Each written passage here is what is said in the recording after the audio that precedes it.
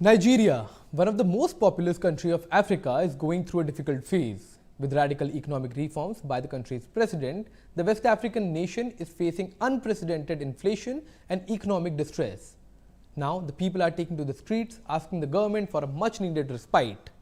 Let's take a look at this report to know what's happening in one of the biggest economy of the African continent.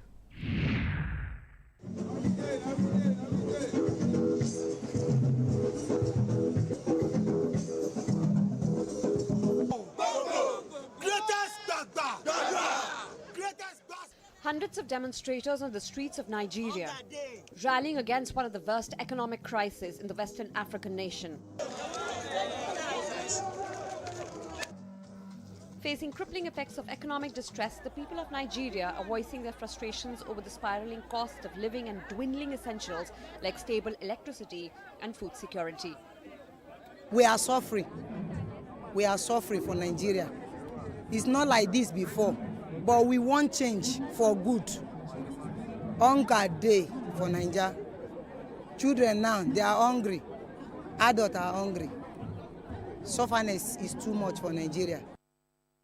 The protests have erupted against President Bola Tinubu's economic policies that have spurred the inflation rates by up to 30%, while the minimum wages have remained the same since 2019. The Nigeria Labour Congress, the trade union umbrella group of the country, led the charge, initiating a two-day strike condemning the government's handling of economic challenges. There is suffering in the land. There is suffering for the worker. No worker can live on 30,000 minimum wage. And over 150 million Nigerians are living below poverty line. Poverty, when you say below it, those are the people that can't get something to eat on daily basis. President Tinubu, who has faced mounting criticism, defended his administration's bold reforms, including the removal of fuel subsidies and currency devaluation. The consequences of these policies have been stark.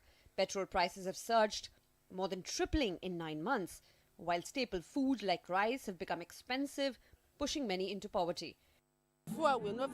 I cannot afford to buy petrol to power my generator to water the farm because of the high cost of petrol.